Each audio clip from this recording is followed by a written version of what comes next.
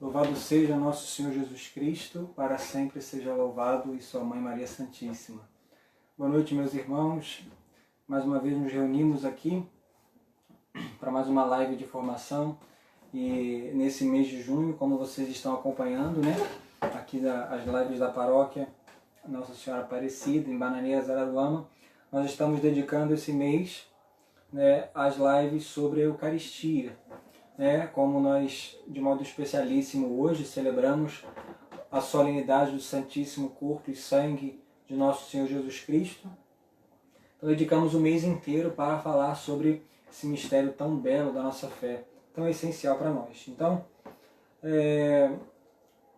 hoje, como vocês puderam ver, nós vamos falar sobre a Virgem Maria e a comunhão bem feita, a relação da Virgem Maria e a nossa vida espiritual, sobretudo na nossa vida espiritual sacramental, a nossa comunhão.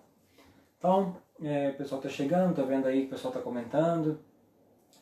Então vamos iniciar, desde já fazendo uma oração, suplicando ao Espírito Santo e a Nossa Senhora que nos ajudem nessa noite, que conduzem essa nossa formação.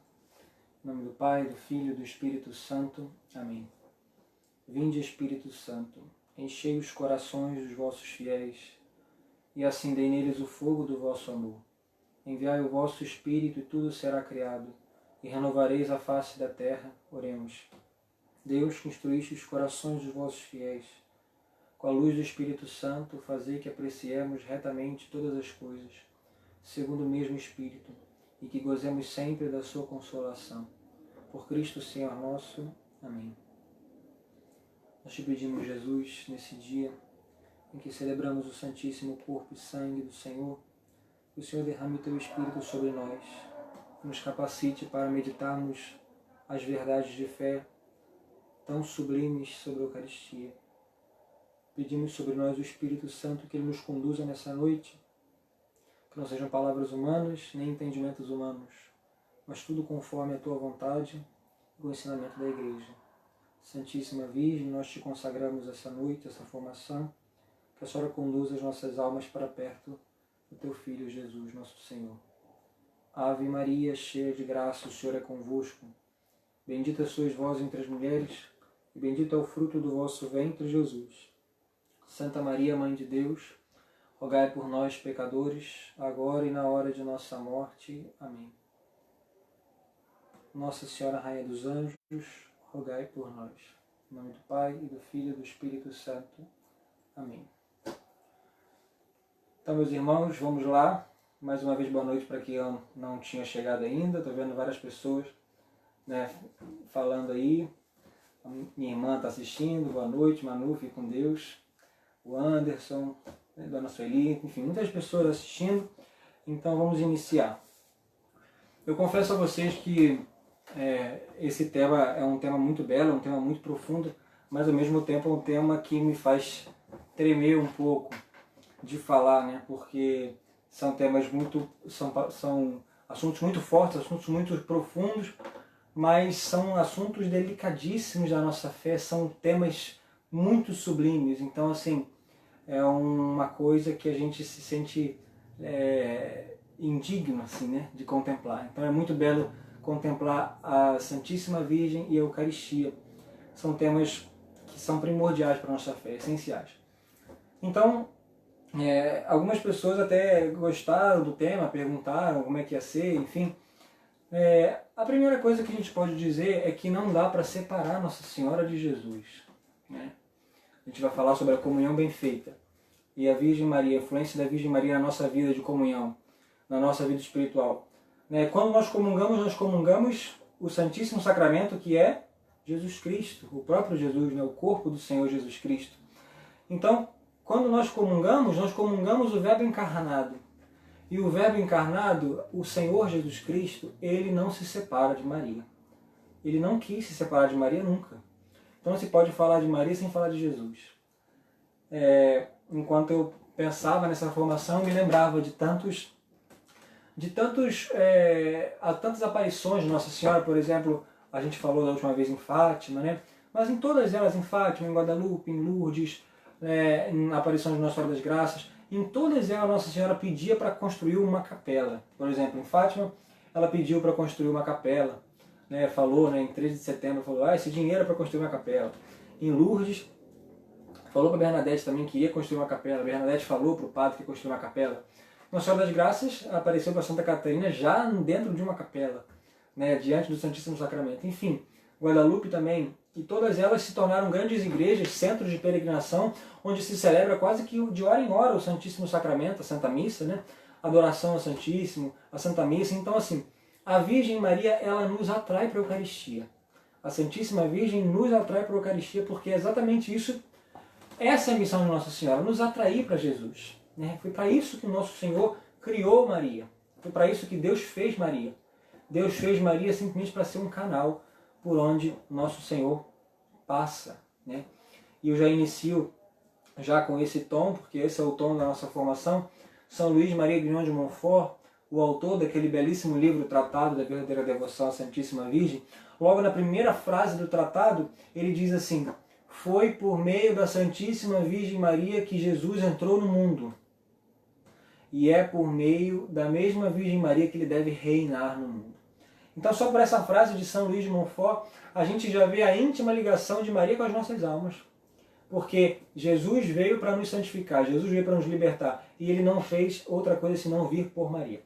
Enfim, já poderíamos encerrar a formação aí, porque isso já daria muita meditação. Mas vamos aprofundar um pouco exatamente nesse tema. Então, meus irmãos, hoje nós celebramos, né, Corpus Christi. Que belíssimo dia, belíssima solenidade do corpo de Deus, o corpo de Jesus Cristo. Então, uma coisa interessante é porque a gente celebra diversas festas e solenidades de Jesus durante o ano litúrgico. A gente celebra durante o ano litúrgico vários mistérios da vida de Cristo. Né? Natal, a Páscoa, daqui a pouco nós vamos celebrar o Sagrado Coração de Jesus, né? E tantas outras celebrações dos mistérios da vida de Cristo. A Transfiguração, o batismo do Senhor. Hoje nós celebramos o Senhor Jesus no Santíssimo Sacramento, na sua forma sacramental. O mesmo Deus, mas na sua forma, na sua aparência sacramental, sua forma sacramental. Né? E é interessante a gente pensar nisso, porque não é à toa que este sacramento, o sacramento da Eucaristia, ele tem o nome dado pela Igreja de Santíssimo Sacramento. Todos os sacramentos são santos. Né? Afinal de contas, qual seria uma definição de sacramento que a gente poderia dar? Dentre tantas possíveis, a gente poderia definir o sacramento como um sinal sensível que traz em si uma graça. Né? Um sinal sensível que traz uma graça espiritual. Através de sinais sensíveis advém a graça espiritual. A graça de nos tornar santos, a graça de nos tornar homens conformes o coração de Deus, a graça de nos fazer participantes da natureza divina. Essa graça nos vem por todos os sacramentos, não só pela Eucaristia, mas por todos os sacramentos. Então todos os sacramentos são santos, porque afinal de contas, o que não é sinal a confissão quando nós estamos em pecado e nós nos apresentamos diante do Padre, o Padre nos absolve, e aquele sacramento, pela certeza de fé, a graça vem sobre nós. Se estamos bem preparados, se estamos arrependidos, se estamos com desejo de não mais pecar, a graça com toda certeza vem sobre nós. Se o Padre pronunciar a fórmula correta, tiver com desejo de absolver, a graça vem sobre nós, e a graça vem com toda certeza, porque Jesus prometeu que a graça vinha. Então todos os sacramentos são santos, porque nos trazem a graça pela qual nós nos unimos a Deus. Primeira coisa, eu gostaria de ler para vocês um parágrafo do Catecismo da Igreja Católica, número 2000, é fácil de gravar, número 2000. Ele fala sobre a graça santificante. Essa graça santificante é a graça que veio sobre nós no dia do nosso batismo. Quando nós fomos batizados, que nós recebemos o primeiro dos nossos sacramentos, que é o batismo, que também é santo, claro que é santo, né? Recebemos o batismo. O que aconteceu na nossa alma quando recebemos o batismo? Nós recebemos o perdão do pecado original. Nós nascemos todos manchados com o pecado original. Todos nascemos com o pecado original. E o batismo apaga o pecado original e ele infunde em nós a graça santificante. Isso acontece no batismo. O batismo apaga o pecado original e ele cria em nossa alma um organismo espiritual, e através desse organismo espiritual Deus infunde em nós a graça. E essa graça é o único meio pelo qual nós nos tornamos amigos de Deus. Porque o pecado, ele nos separa de Deus, né? O pecado, ele nos torna inimigos de Deus, né? É por isso que São Paulo vai dizer, a prova de que Deus nos ama é que Deus nos amou quando éramos pecadores. E aí São Paulo diz também em Romanos 3:23, ele diz assim, todos pecaram e estão privados da glória de Deus. Então o pecado é aquilo que nos separa de Deus, só que no batismo, graças ao bom Deus, ele nos restitui essa amizade. No batismo acontece uma coisa extraordinária, que nós, através da graça do batismo, nós participamos da natureza de Deus. Eu já vi muita gente falando assim, que pena que Eva pecou, que coisa horrível que Eva pecou. Se Eva não pecasse, a gente não teria que sofrer, não teria que morrer, não teria que estudar, não teria que fazer... É verdade, é verdade. Mas a igreja nos diz, e isso está lá no Exultet, no canto do Exultet, do sábado de Aleluia, né? Na Vigília Pascal, Santo Agostinho, a igreja usa as palavras de Santo Agostinho diz assim, ó feliz culpa que nos mereceu tão grande Redentor. Ó feliz culpa. Que coisa horrível chamar um pecado de felicidade, mas é porque, meus irmãos, é verdade que antes de Adão e Eva pecarem, nós vivíamos num estado de amizade com Deus. Mas o estado que nós vivemos hoje, depois da morte e da ressurreição de Cristo, pelos sacramentos da igreja, é uma unidade muito maior com Deus do que aquela que o homem vivia antes do pecado. Porque o homem não participava da natureza de Deus. O homem era de fato amigo de Deus. O homem era submisso a Deus, o homem era obediente a Deus, é a verdade. Mas o homem tinha a felicidade do homem e Deus tinha a felicidade de Deus. Deus é a beatitude plena. Deus é feliz em si mesmo. E Deus criou o homem para que o homem fosse feliz. Só que o homem, antes do pecado original, ele tinha uma felicidade natural do homem. Deus criou o homem para ser feliz e ele era feliz, obediente a Deus, temente a Deus, ordenado, tudo para Deus, só que era uma felicidade do homem, uma beatitude do homem. Quando o homem peca e Jesus vem resgatar o ser humano, Jesus Cristo, que é o Verbo divino, que é a segunda pessoa da Trindade, ele dá ao homem a felicidade dele. Deus concede ao homem a felicidade própria dele. É por isso que São Pedro vai dizer que nós participamos da natureza de Deus. E como é que isso chega até nós? Não só no céu, mas já hoje. Isso chega até nós através dos sacramentos. Os sacramentos têm o quê? Os sacramentos têm a graça santificante. Então, o número 2000 do Catecismo diz assim, a graça santificante é um dom habitual. Ou seja, um dom habitual é um dom que não é momentâneo. Existe, na teologia a gente usa a palavra atual e habitual. Atual, por exemplo, é uma graça atual, de agora, do momento. Por exemplo, o sacramento ele dá graças atuais. Você tá ouvindo, de repente está ouvindo uma pregação, houve uma pregação e você se sente tocado. Aquilo ali é uma graça atual, uma graça daquele momento ali que Deus te deu. Uma graça habitual é uma graça que já está dentro de você, uma graça que já está ali sendo cultivada. Então a graça santificante é um dom habitual, uma disposição estável e sobrenatural para aperfeiçoar a própria alma e a tornar capaz de viver com Deus, agir por seu amor. Então, meus irmãos, olha o que o Catecismo está dizendo. A graça santificante é um dom habitual que aperfeiçoa a alma e torna a alma capaz de viver com Deus, ou seja, de ser amigo de Deus, de viver em companhia. Porque o pecado não permite que a gente viva em amizade com Deus, viva em consórcio com Deus. Porque se há um inimigo de Deus é o pecado, porque o pecado é rejeição de Deus. Enfim, é isso que é o centro da nossa fé, porque na verdade Jesus Cristo se encarnou para resgatar o homem que era pecador, resgatar o homem que estava longe de Deus, resgatar o homem que tinha sido rebelde a Deus. E quando Jesus se encarna, Jesus morre, ressuscita e ele restitui a nossa vida de amizade com Deus. Então entendam isso logo no início, porque isso é muito importante. A redenção de Jesus, ela nos traz uma felicidade infinitamente maior do que aquela que o homem tinha perdido. Porque através da morte e da ressurreição de Cristo, nós participamos da natureza de Deus, nós vivemos a vida de Deus. Isso é muito belo, isso é muito profundo. Então, meus irmãos, isso é o centro da nossa fé, porque Jesus se encarna, Jesus toma a natureza, Jesus toma para si uma natureza humana para viver, nos salvar.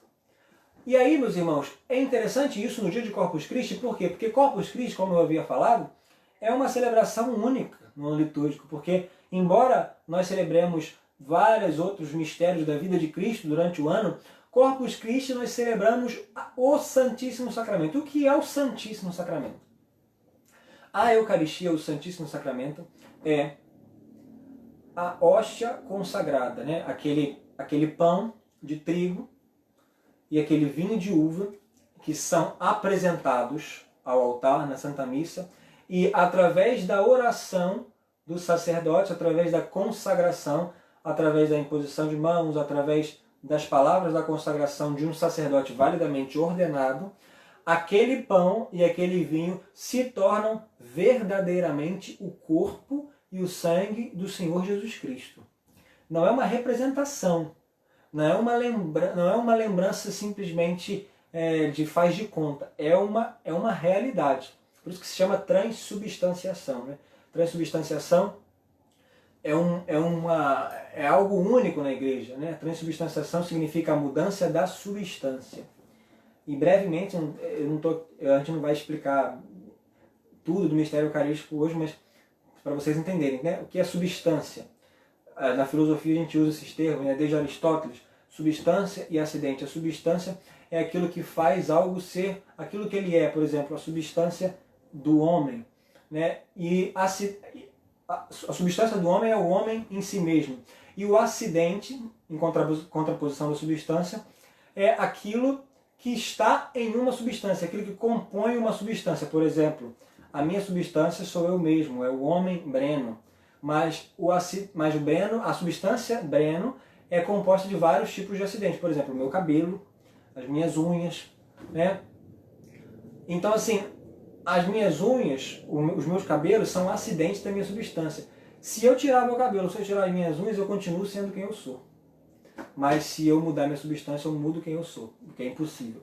Então, aquela substância que é de pão, através da oração da igreja, através da oração do sacerdote, através da consagração, aquela substância se transforma.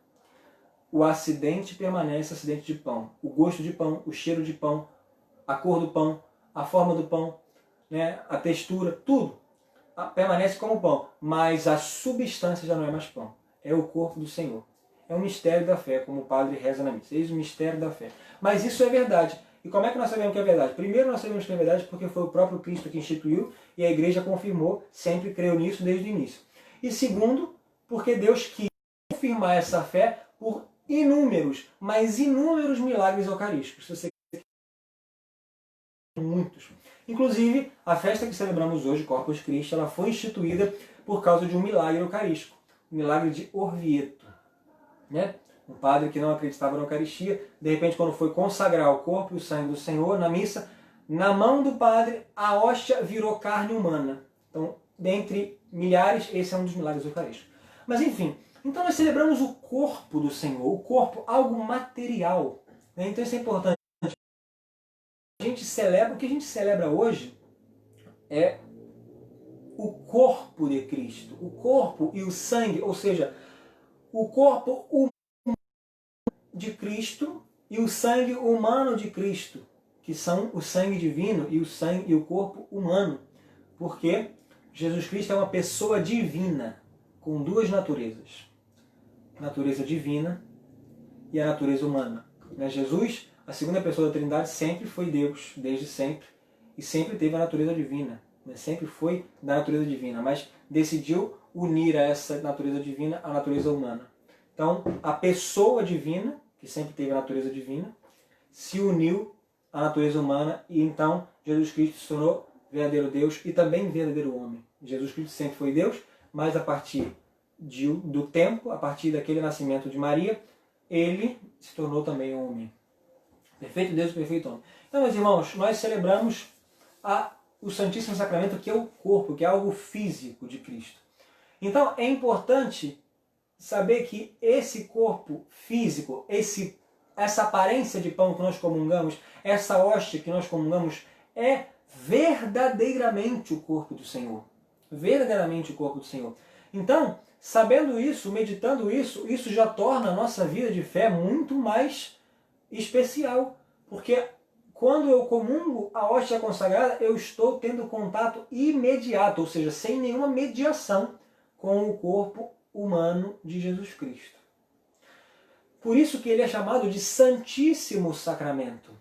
Santíssimo Sacramento. Por quê? Porque os outros sacramentos, o sacramento da confissão, a unção dos enfermos, o batismo, a crisma, matrimônio, ordem, todos eles são sinais sensíveis que trazem com certeza uma graça, a graça do sacramento, a graça que nos une a Jesus Cristo, é verdade.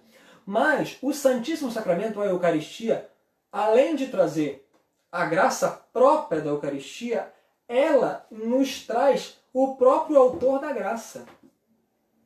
Então a Eucaristia ela é especial, ela é o centro, ela é o principal dos sacramentos.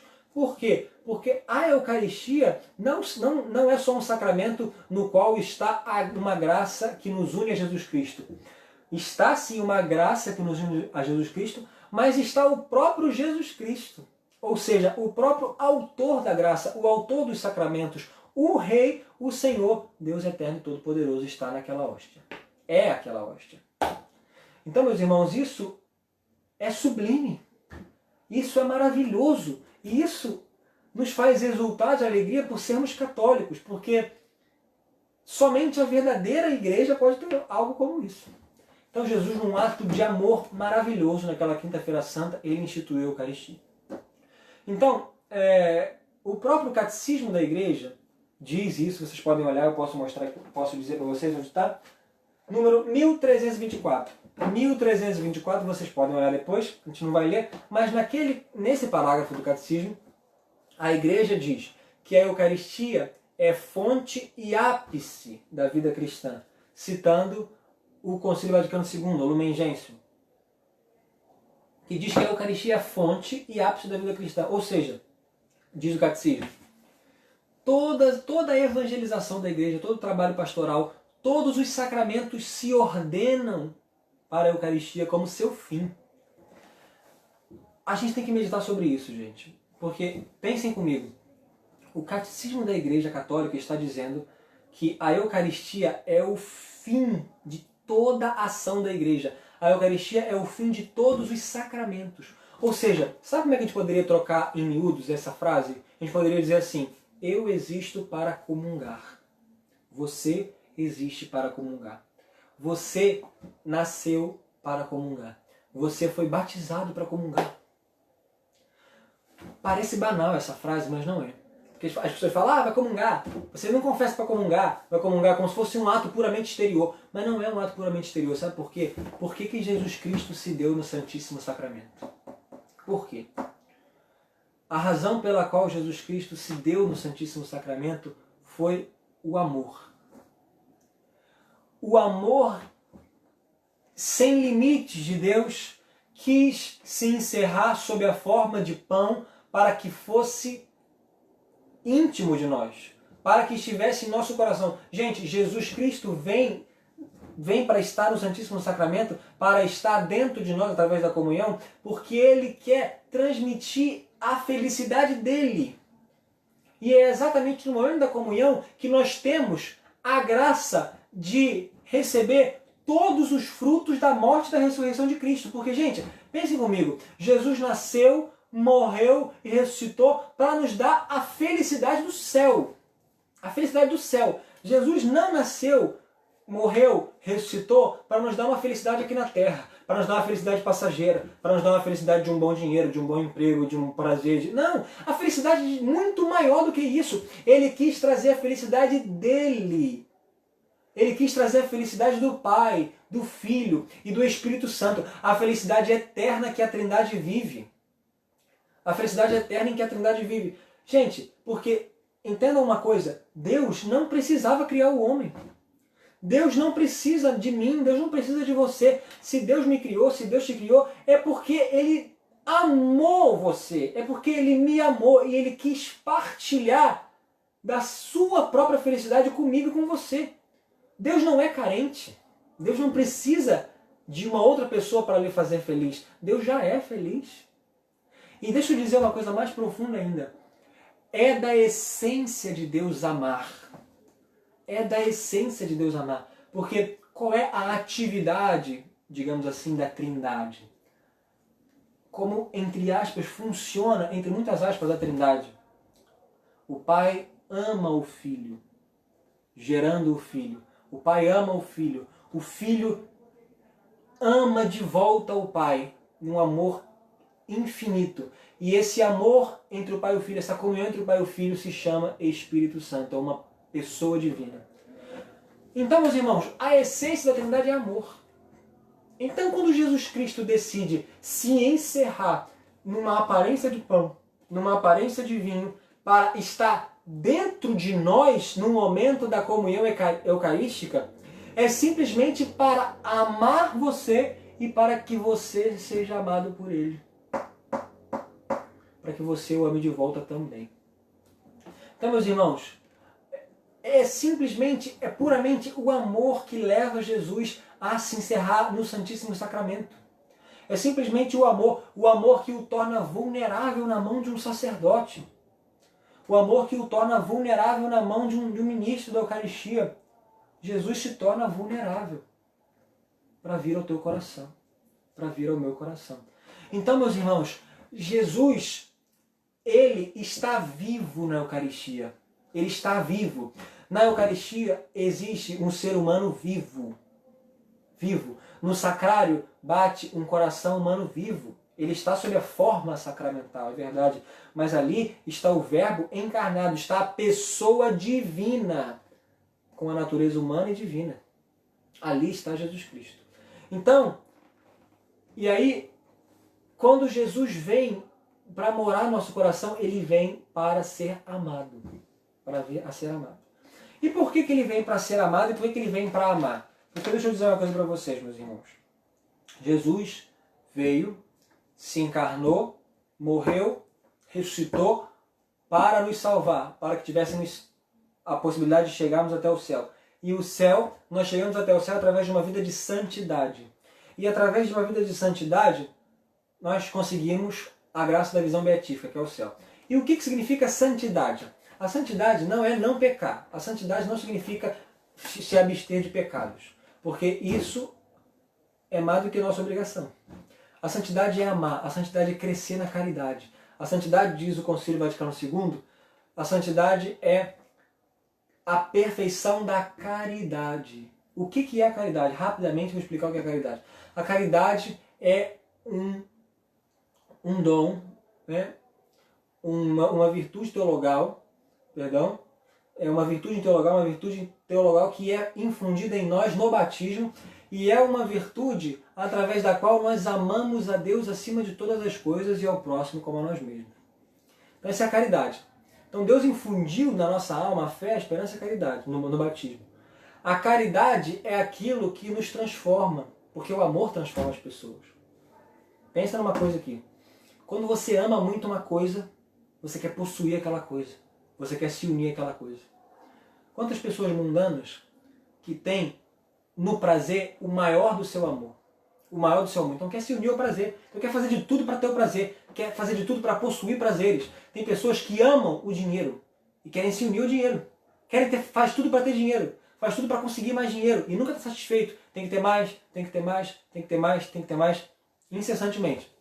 Tem gente que faz de tudo por fama. Se submete a muitas e muitas coisas por fama, porque ama a fama. O amor transforma o ser humano.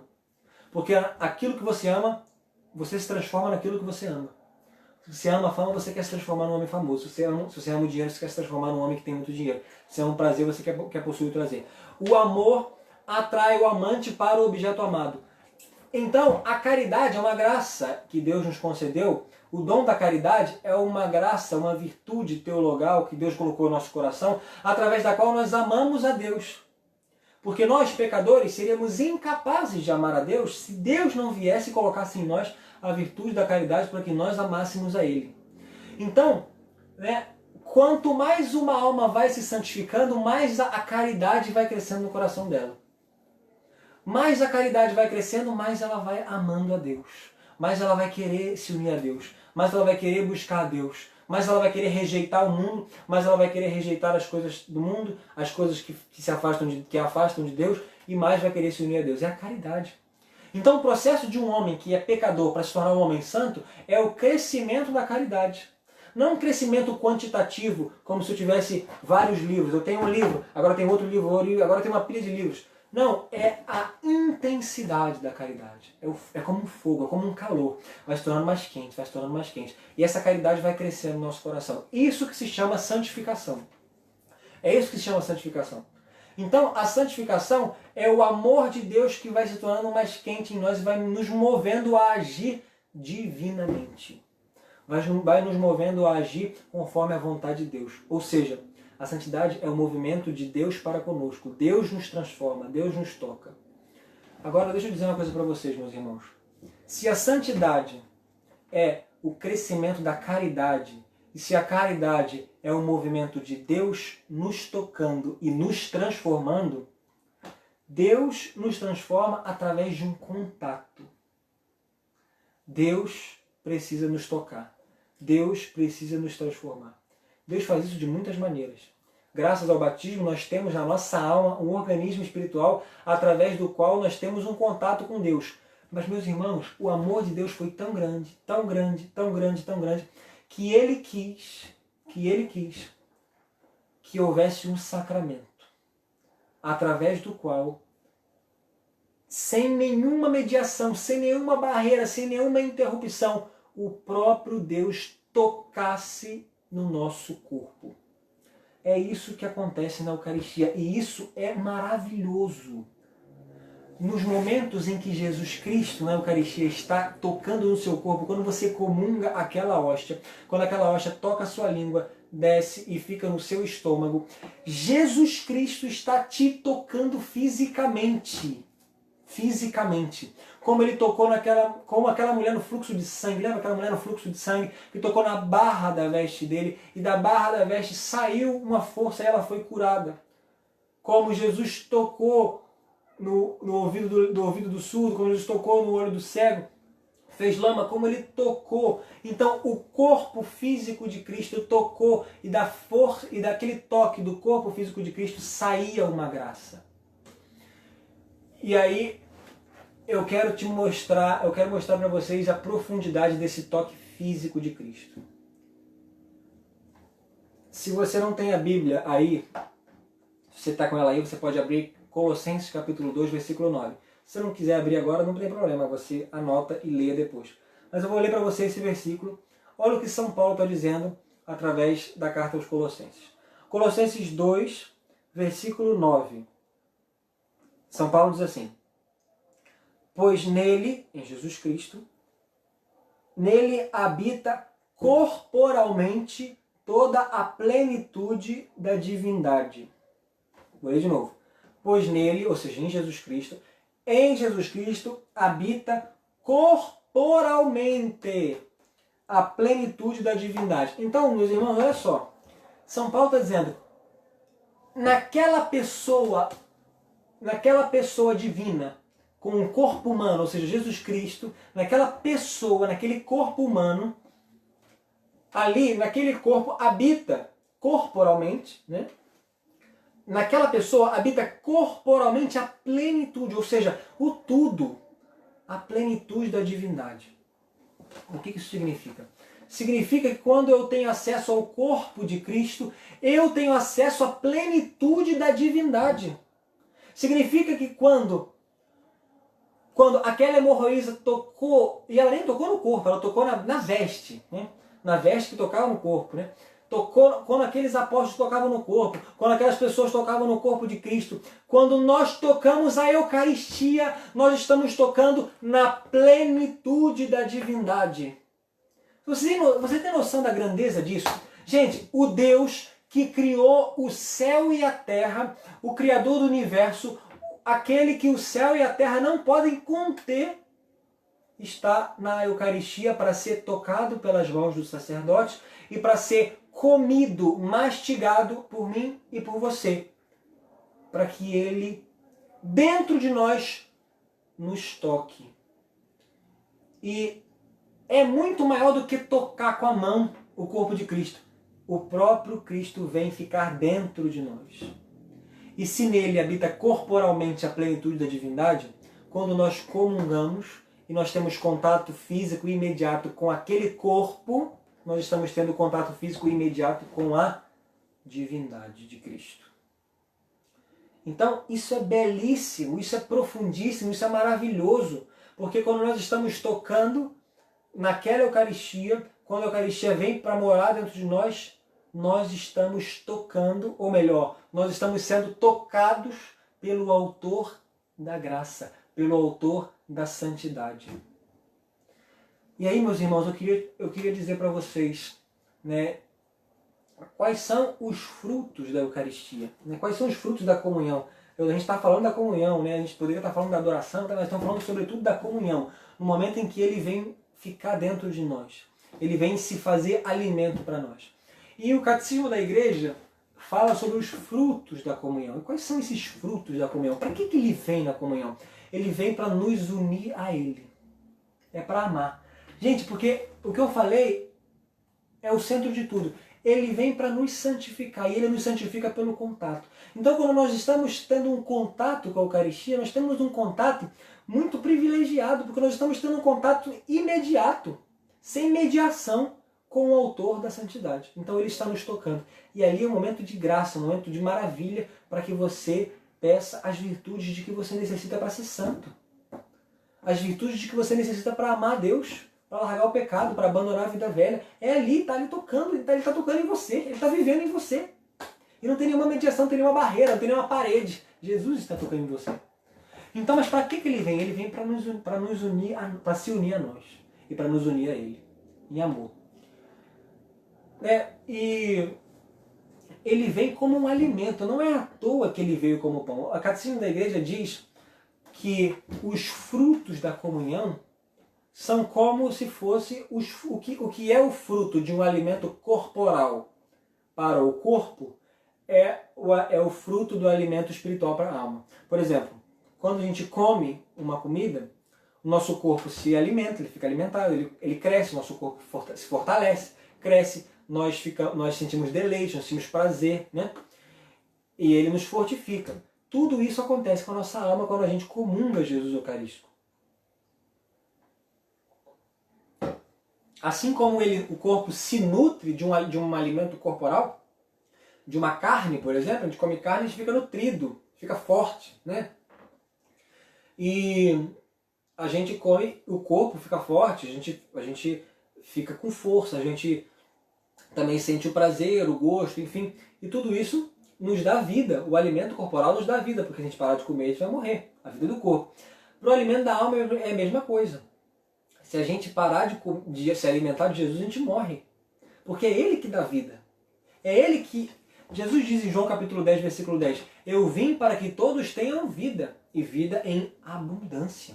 Mas que vida é essa? É a vida corporal? Não, Ele já nos deu vida corporal, independente se nós fomos batizados ou não, se a gente tem a graça santificante ou não, a gente tem vida corporal. Os pagãos têm vida corporal. Mas a vida que Jesus vem trazer é aquela vida de que nós falamos no início, a vida da Trindade, a felicidade da Trindade. Ele quis compartilhar a vida conosco, com a nossa alma. Então ele comunica aquela vida divina em nós quando nós comungamos. Então, não é à toa que ele se fez num pão. Jesus poderia ter tomado como sinal um outro tipo de alimento, mas ele não quis. Jesus quis tomar como um pão. E não é à toa, vocês já ouviram falar, com certeza, né? Muita gente fala, pão engorda. Né?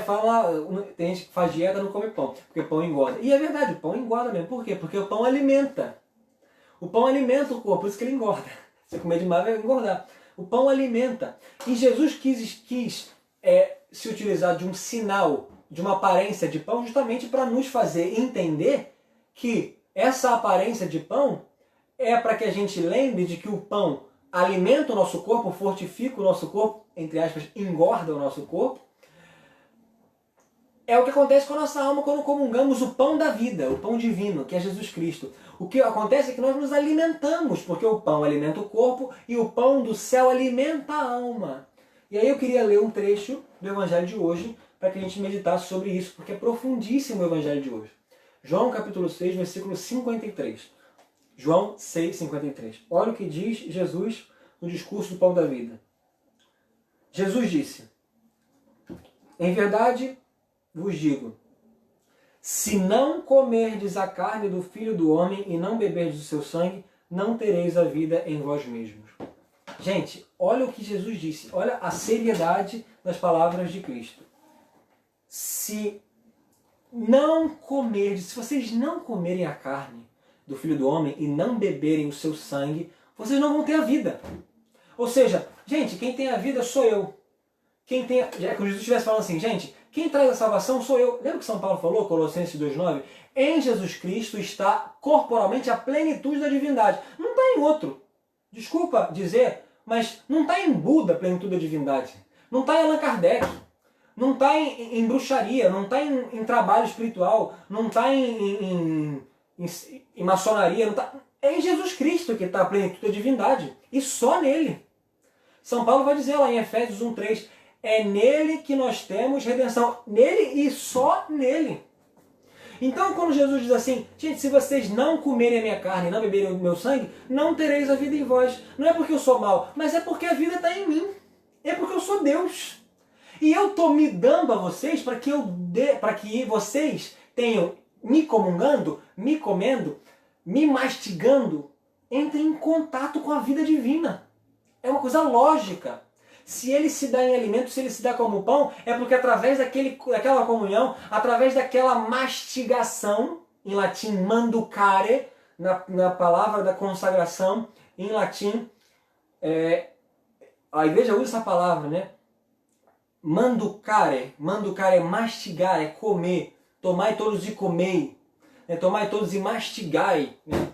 Ao pé da letra, digamos assim. Então, se vocês comerem esse pão, vocês vão ter a vida divina. Porque vocês vão estar em contato com Deus. Então, o que Jesus está falando é muito sério. Muito sério. Se não comerdes a carne do Filho do Homem e não beberdes do seu sangue, não tereis a vida em vós mesmos. Versículo 55. Minha carne é verdadeira comida e meu sangue é verdadeira bebida. E aí, olha o que diz Jesus no versículo 56. João 6,56.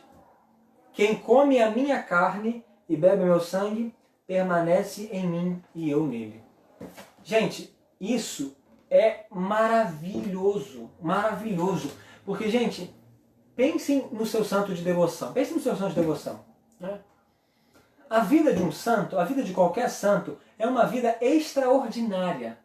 Você vê, por exemplo, a vida do Padre Pio, a vida de Santa Teresa de Ávila, a vida de São João Maria Vianney, a vida de Santa Teresinha. Esses homens e essas mulheres, eles agiram. Às vezes a gente vê alguma coisa na vida deles e fala, cara, isso é impossível, isso é impossível. E de fato, humanamente falando, é impossível, porque não são eles. É Jesus que vive neles. Um santo se tornou santo porque Jesus Cristo o tomou de tal forma de que é Jesus que vive naquele santo. Quando Teresinha ama, não é Teresinha que ama, é Jesus que ama em Teresinha. E Teresinha falou sobre isso nos últimos colóquios. Ela fala, nós somos muito enganados. Teresinha, é bonito isso, ela fala assim, nós somos muito enganados, nós somos constantemente enganados, porque achamos que o nosso amor é nosso, achamos que a nossa fé é nossa, achamos que a nossa caridade é nossa, achamos que o nosso perdão é nosso. Nada é nosso, é tudo Ele. Ele que vem viver em nós, Ele que vem ser santo, Ele que vem amar em nós. Então é isso, é isso. Então Jesus está dizendo assim, quem come minha carne e bebe meu sangue permanece em mim. Isso me faz lembrar o capítulo 15 de São João, que ele diz assim, permanecei em mim, João 15,4, permanecei em mim e eu permanecerei em vós.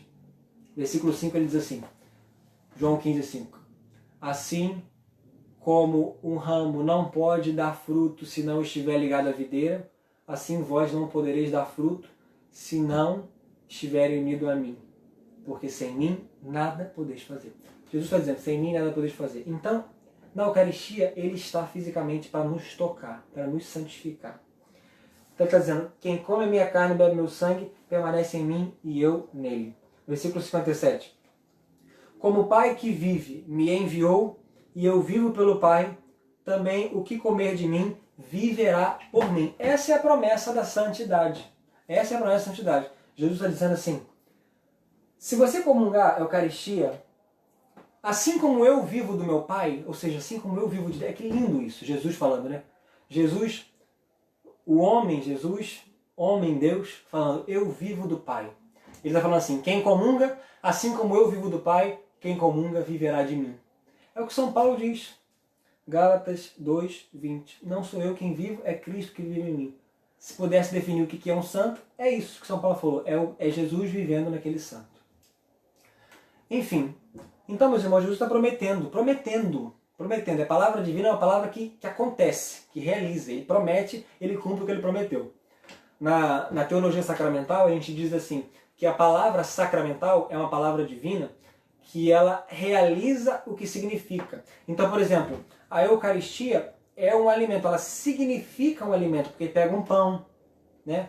Pega um pão, e aí ele pronuncia as palavras sobre aquele pão, e aquele pão vem a nós e nós comemos aquele pão. Aquilo significa um alimento corporal.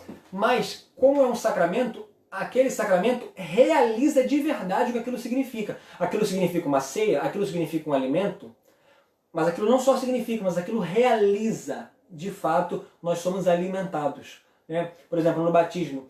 No batismo você joga água numa criança. Para quê? Para significar que você está lavando aquela criança. Para significar um banho. Né? Que você está limpando. Só que o que acontece espiritualmente acontece exatamente aquilo. Ou seja, aquilo significa um banho, aquilo significa uma lavagem, aquilo significa uma regeneração, e aquilo realiza, o sacramento realiza de fato espiritualmente aquilo, porque nós somos lavados do pecado, porque nós somos purificados. Né? Aquilo acontece, na mesma forma da Eucaristia. Quando Jesus fala, aquilo acontece, porque ele é Deus. Jesus está prometendo que vai nos dar a vida divina, prometendo que nós vamos permanecer nele, e prometendo que nós vamos viver por ele. Então, meus irmãos, se você quer ser santo, você tem que comungar. Se você quer ser santo, você tem que comungar o máximo que você puder. Mas não é só comungar, é comungar bem.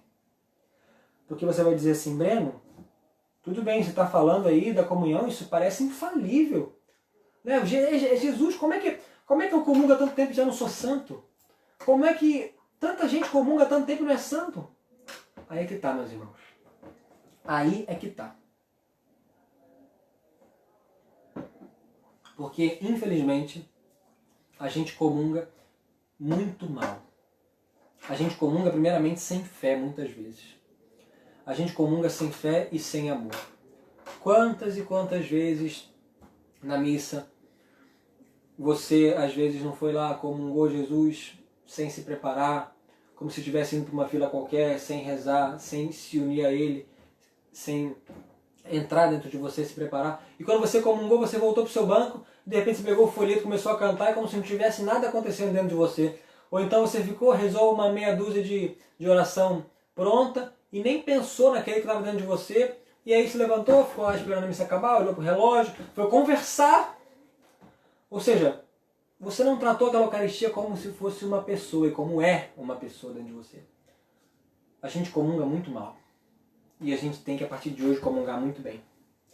Porque, meus irmãos, eu acho que Nosso Senhor vai cobrar as comunhões que Ele nos deu, se a gente não comungar com amor.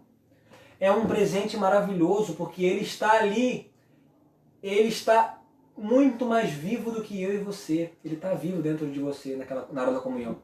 Ele está ali como um mendigo do amor, mendigando o seu amor, mendigando a sua atenção. Então, na comunhão, a gente tem que comungar bem. A gente tem que se preparar para a missa. Na hora da comunhão, a gente tem que ficar com Ele. E na hora da comunhão, sobretudo, o que você tem que pedir para Deus?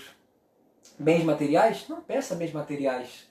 Claro, não é pecado pedir, você pode pedir, mas primeiramente peça que você o ame. E primeiramente peça mais fé. Peça mais fé. São Paulo diz, Romanos 1,17, o justo vive pela fé. O justo vive pela fé. Então, se você vive de fé, o santo vive de fé e vai crescendo de fé em fé. Então, peça mais fé, Senhor, aumenta a minha fé. Eu sei que o Senhor está aqui, mas aumenta a minha fé e aumenta o meu amor. Gente, Jesus vai nos transformando na comunhão. Quantos santos se transformaram através da Eucaristia? E todos os santos amaram muito, muito, muito a Eucaristia, porque tinham fé de que ali estava Jesus. E é Jesus que nos transforma, é Jesus que nos santifica, é Jesus que nos faz pessoas melhores, é Jesus que nos dá felicidade. É Jesus.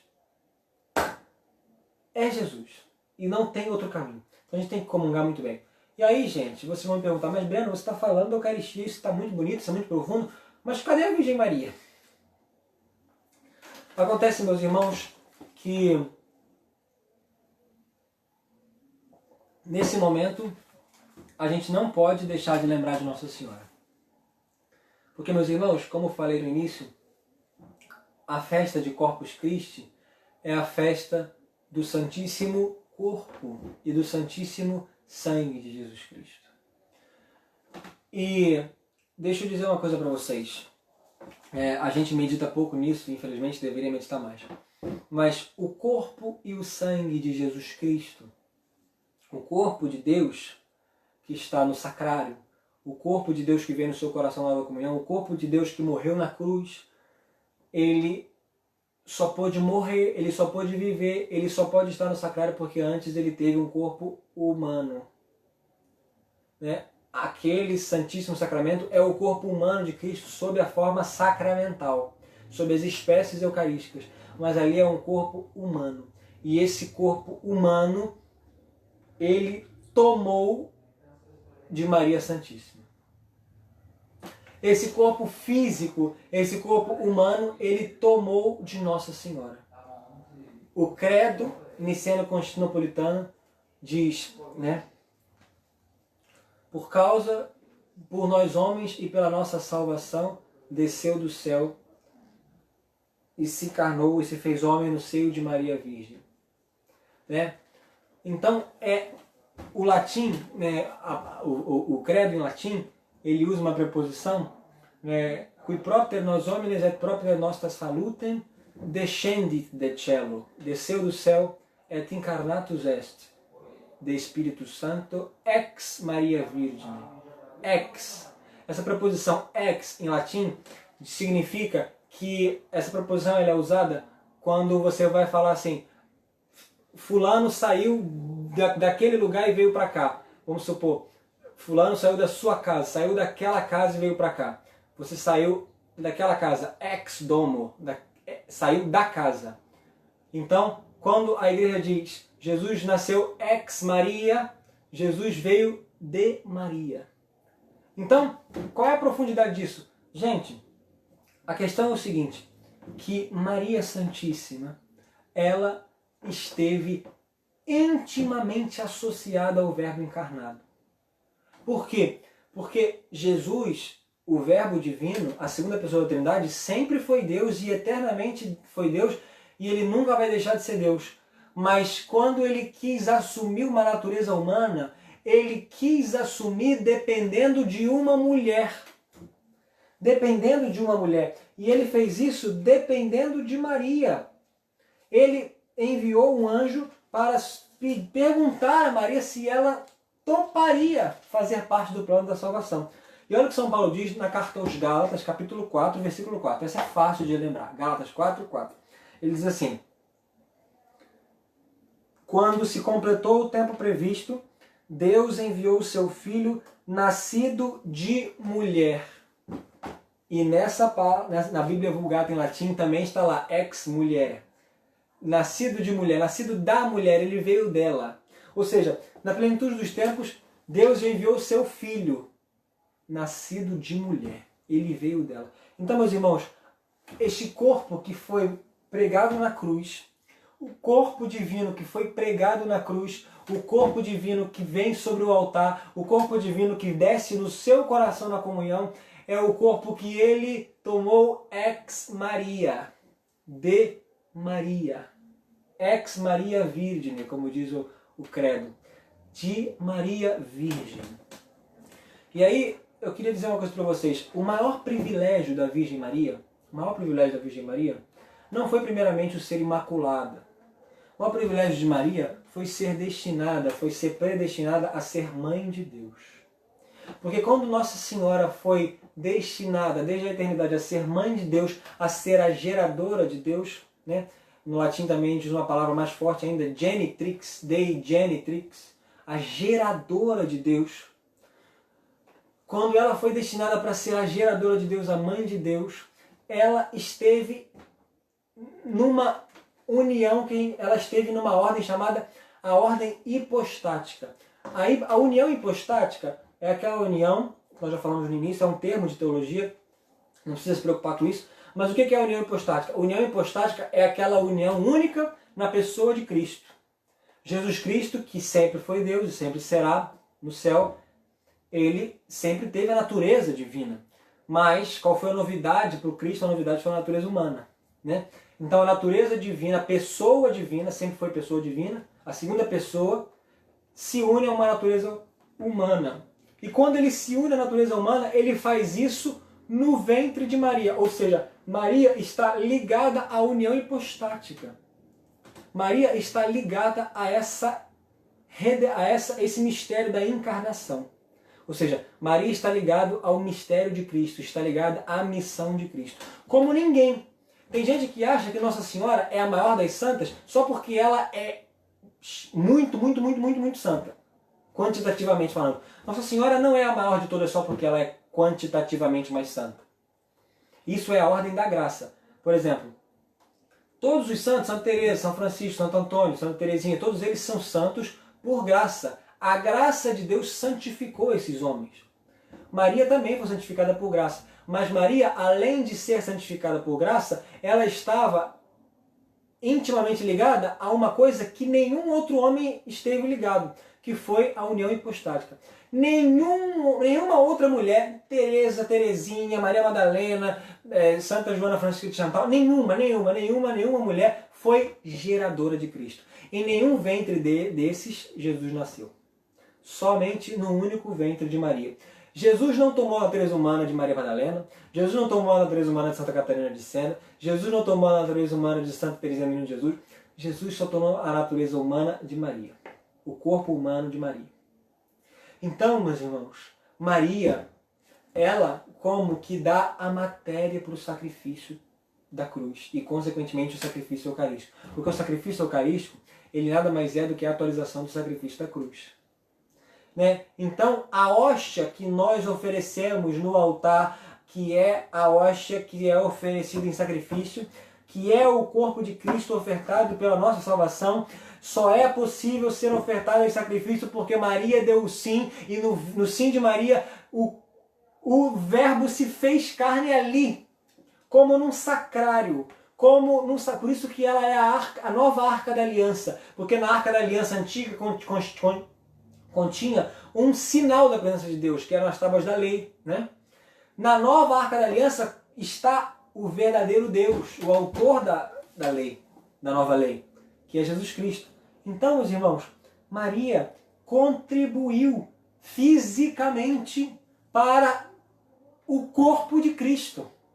Ou seja, se em Cristo habita corporalmente toda a plenitude da divindade, se habita corporalmente, só pode habitar corporalmente porque Maria contribuiu para que nele habitasse, para que ele tivesse um corpo. Então, meus irmãos, isso é profundo. Só que acontece o seguinte, para que ela fosse mãe de Deus digna, ela precisava ser imaculada. E é isso que a igreja diz. Maria, ela é imaculada porque ela foi destinada a ser mãe de Deus. Nós sabemos que o inimigo de Deus é o pecado.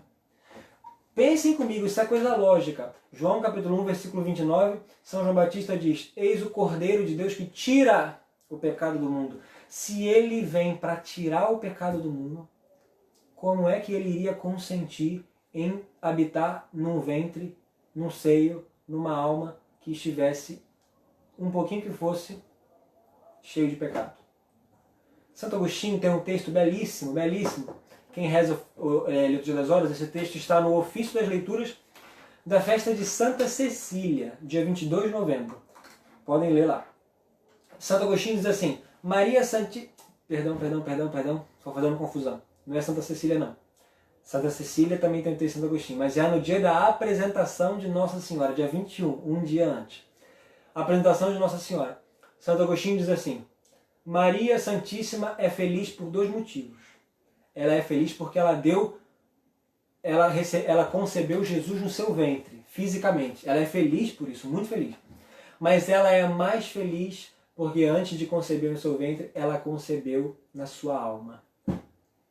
Então, meus irmãos, quando o santo arcanjo Gabriel ele vai visitar a Virgem Maria em Nazaré, ele olha para Maria.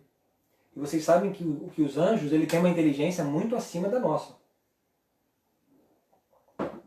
Então, quando o anjo intui uma coisa, quando o anjo enxerga uma coisa, ele enxerga muito mais profundamente do que nós.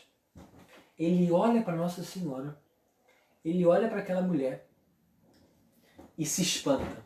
a primeira palavra que ele diz é ave cheia de graça. Ave cheia. Cheia de graça. Em latim, gratia plena. Né? Plena de graça. Ou seja, o anjo se espanta porque ele, aquele arcanjo Gabriel, naturalmente superior àquela mulher, porque aquela mulher era uma mulher, era um ser humano, então naturalmente ela seria inferior a ele, pela graça, pelo mundo espiritual, ela o ultrapassa e muito. Ou seja, ele olha para aquela mulher e diz, ave cheia de graça, o Senhor, ave cheia de graça. Né? O Senhor está contigo, Maria. Ou seja, ele olha para a alma daquela mulher e vê que na alma dela... Gente, Jesus não tinha se encarnado ainda, porque ele estava trazendo a mensagem de que Jesus ia se encarnar. Mas antes do verbo se fazer carne ali naquele ventre dela, naquele seio dela, o anjo olha e se espanta e diz, o Senhor é contigo. O Senhor é contigo, o Senhor está contigo. Ou seja, eu que contemplo Deus face a face, não tenho uma alma tão unida a Deus como você tem. Ou seja, Maria Santíssima, porque foi desde o início predestinada para ser mãe do Salvador, para gerar o Salvador, é preciso que ela fosse a digna mãe do Salvador. Ou seja, ela fosse cumulada de graça. Então, gente, Deus amou tanto Nossa Senhora, Deus cumulou tanto a Virgem Maria de graças, que encheu a alma dela de todas e todas as graças. A maior de todas foi a Imaculada Conceição, que é Maria foi concebida no ventre de Santa Ana sem o pecado original. Em vista dos méritos de Cristo. Ela também foi salva por Jesus Cristo, mas foi salva de modo preservador. A teologia chama de redenção preservadora, ou seja, pelos méritos futuros de Cristo na cruz, Deus antecipou aqueles méritos e salvou, preservando Nossa Senhora. Ou seja, ele não permitiu que o pecado tocasse nela. Então, ele não só não permitiu que o pecado tocasse nela, mas ele cumulou a alma de Maria de tantas graças, que nunca houve e nunca haverá alma humana nenhuma em que Deus fosse mais amado, em que Deus será mais amado, em que Deus fosse mais adorado do que na alma de Maria. Jesus se alegrou, e se alegrou muito por ter feito carne no ventre de Maria.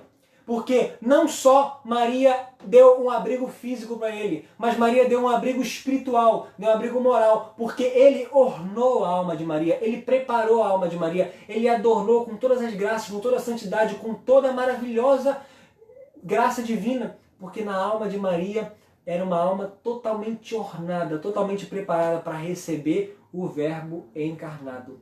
Ou seja, para receber a matéria do sacrifício pelo qual os homens seriam salvos. Na alma de Maria, São Luís de Montfort vai dizer uma expressão lindíssima, que é assim: Adão estava no paraíso terrestre. O novo Adão também veio para o paraíso terrestre, que era o ventre de Maria. Sim, o ventre de Maria é um paraíso. A alma de Maria é um paraíso, não por causa dela, porque ela não tem nada por si mesma, ela recebeu tudo de graça. Tudo que... São Luís de Montfort também, outra frase que ele diz assim: tudo que convém a Deus por natureza, convém a Maria por graça. Então Deus que cumulou a alma de Maria, Deus que fez ela imaculada, Deus que fez ela cheia de graça, Deus que fez ela com o coração totalmente abrasado no amor. E gente, deixa eu dizer uma coisa para vocês, o pecado, uma das grandes misérias do pecado foi que ele nos fez totalmente desordenado. Ou seja, antes do pecado, o homem estava totalmente ordenado para Deus. O homem estava totalmente submisso a Deus. O homem estava totalmente designado para amar a Deus. Só que o pecado bagunçou a natureza do homem. O pecado bagunçou o homem. E agora o homem, em vez de estar ordenado para Deus, o homem, em vez de estar ordenado para buscar as coisas de Deus, para ser obediente a Deus, ele está desordenadamente voltado para si mesmo. Então, em vez de eu ser obediente a Deus, eu sou obediente às minhas vontades. Então, em vez de eu ser submisso a Deus, eu sou submisso a mim. Então, em vez de querer amar a Deus, eu me amo. E isso não faz ninguém feliz. Essa é a desordem. Gente, quando Maria foi preservada do pecado, e como ela foi cumulada de graça, a alma de Maria não tinha nenhuma barreira para amar Jesus. Não tinha nenhuma barreira que impedisse ela de amar Jesus.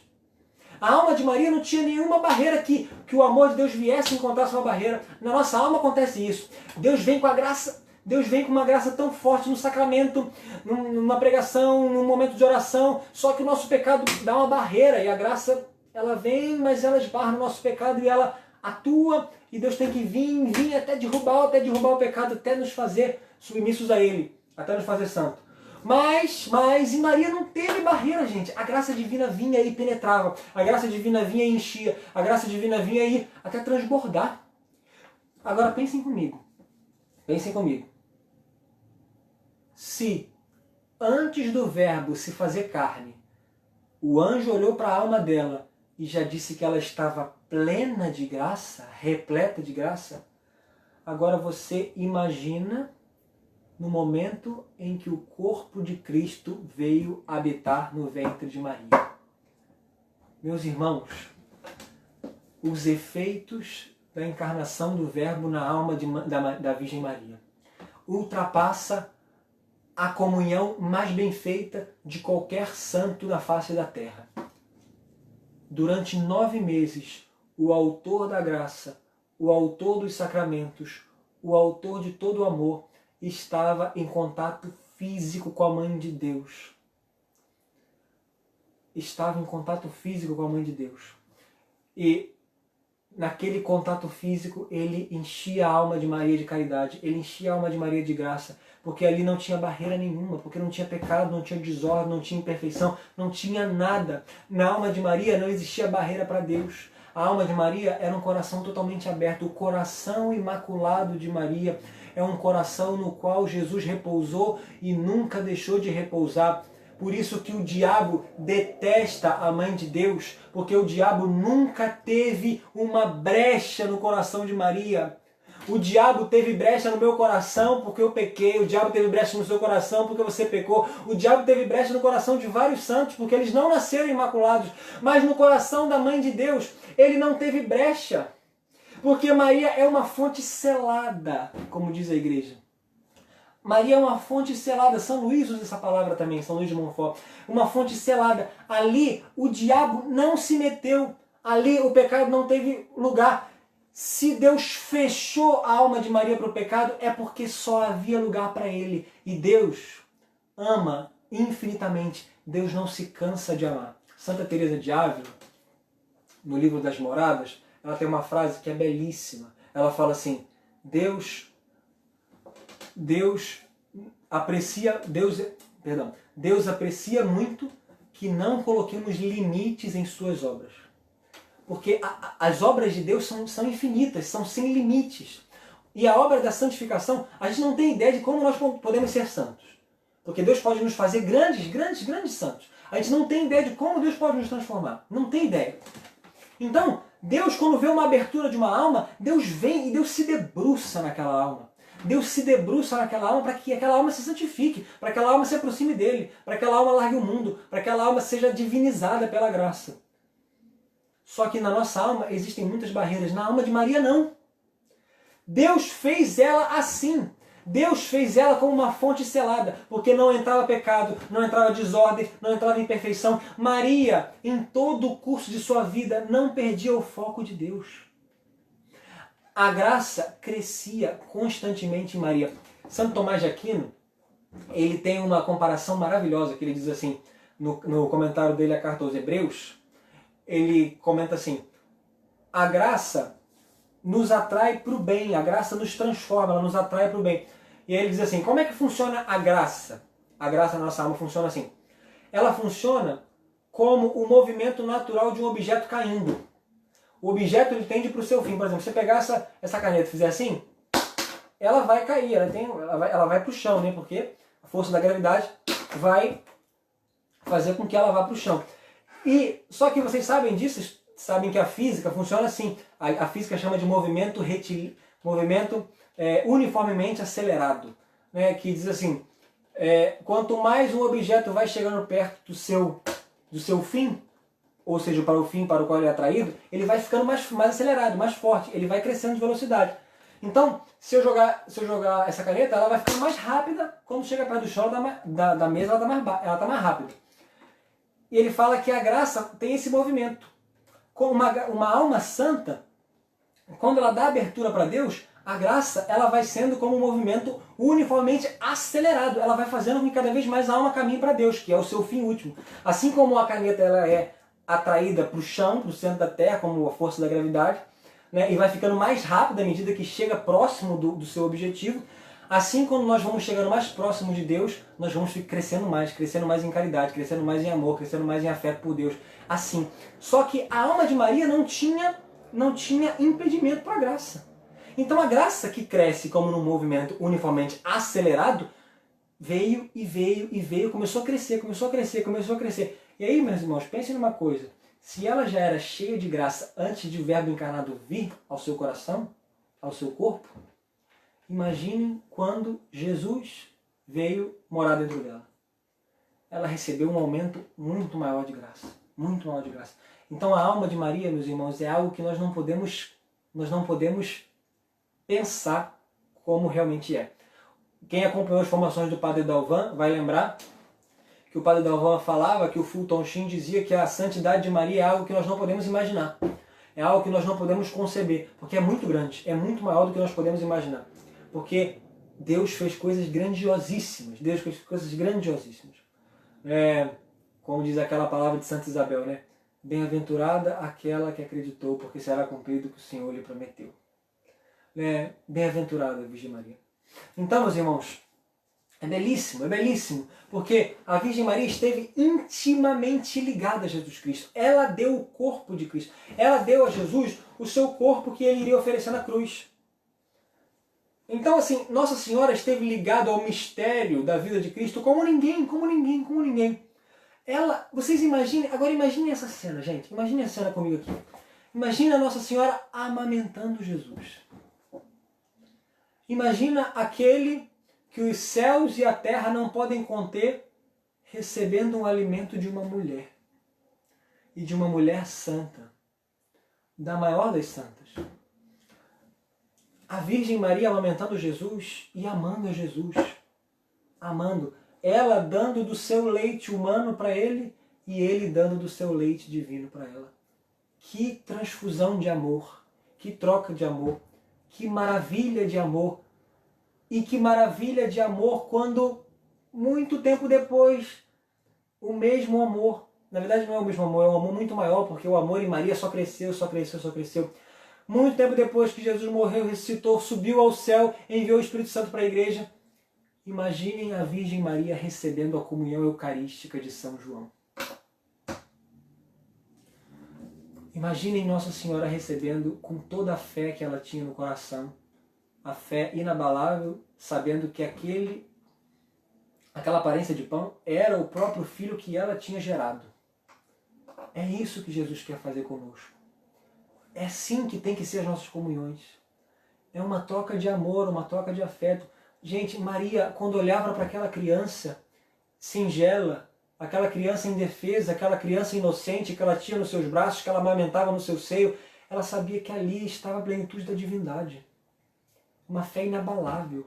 Quando Jesus morreu e ninguém mais acreditava que ele ia ressuscitar, ela acreditava que ele ia ressuscitar porque ela sabia que ele era Deus. Sabia que ele era Deus.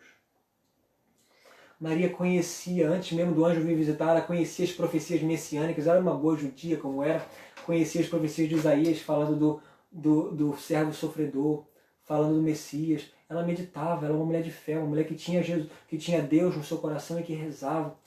E quando ela amamentava o Verbo encarnado, ela olhava para aquela criança, ela sabia que ali estava o Cordeiro de Deus que tira o pecado do mundo. Nós temos que pedir a fé, meus irmãos, temos que pedir a fé para que nós creamos que naquela hóstia está o Cordeiro de Deus que tira o pecado, que tira o meu pecado, que naquela hóstia branca está a salvação da minha alma, que naquela hóstia branca está tudo que eu quero, está tudo que eu preciso. Você que está aí querendo prazer, querendo amor, mendigando, você às vezes que teve uma decepção amorosa, você às vezes que teve uma decepção com um amigo, você às vezes que está carente, está precisando de um amigo, está passando por um momento de sofrimento, saiba que naquela hóstia branca está tudo que você precisa.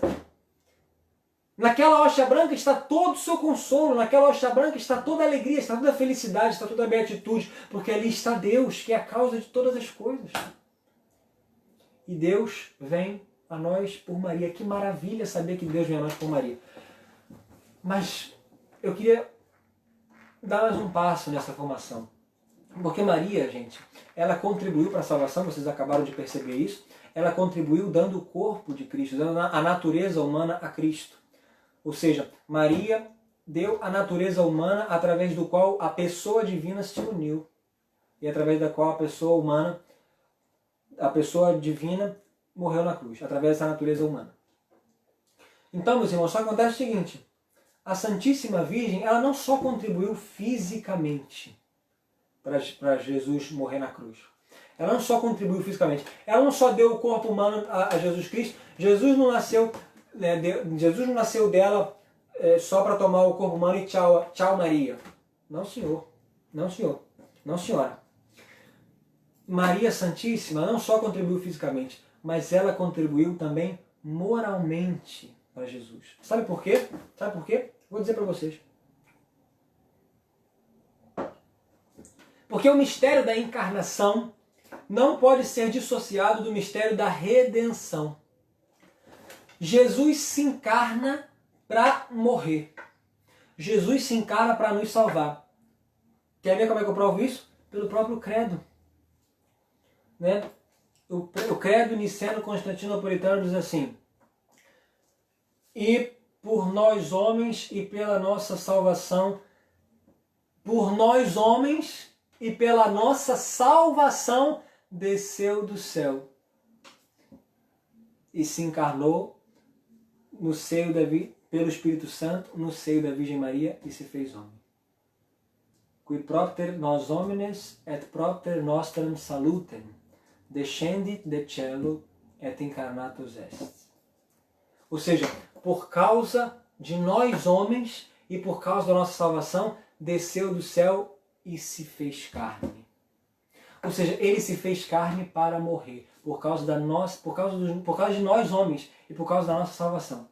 Então, meus irmãos, Maria Santíssima dá a Jesus Cristo a natureza humana para que aquela pessoa divina morresse na cruz por nós.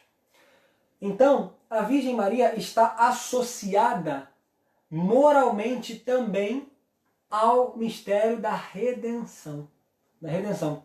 Quer ver um outro exemplo? Quando Jesus vai ser apresentado por Maria e José no templo e ele encontra com Simeão, o justo Simeão. O justo Simeão levanta Jesus e diz: deixai agora o vosso servo ir em paz, Senhor. Depois ele olha para Nossa Senhora, profeticamente, e diz assim: esse menino será causa de contradição.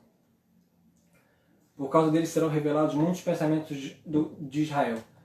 E quanto a ti, Maria, quanto a ti, uma espada transpassará a tua alma.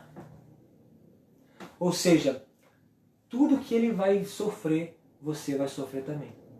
Tudo pelo qual ele vai passar no corpo, você, Maria, vai passar na alma.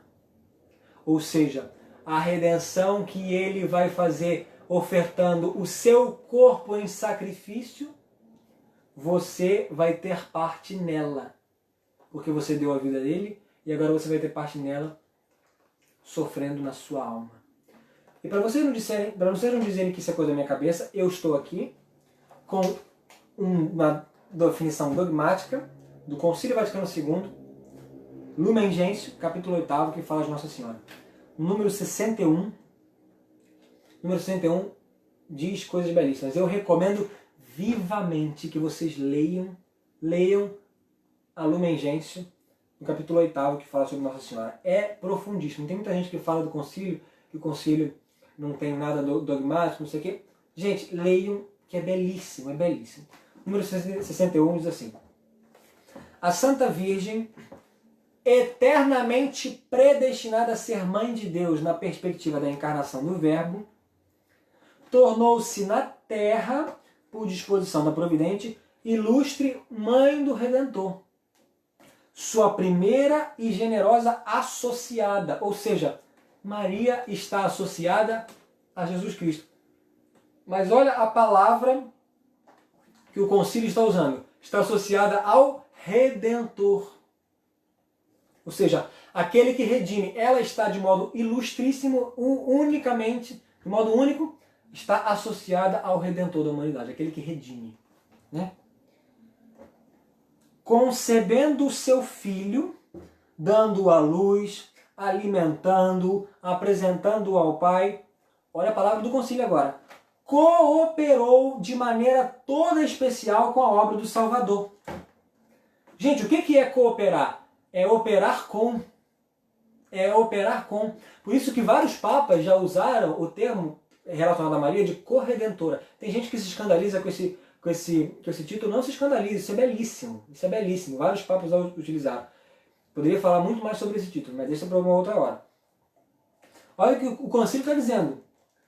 Concebendo o seu filho, dando-o à luz, alimentando, apresentando-o ao Pai no templo e participando de seus sofrimentos até a morte e morte na cruz, cooperou de maneira toda especial com a obra do Salvador. Gente, qual é a obra do Salvador?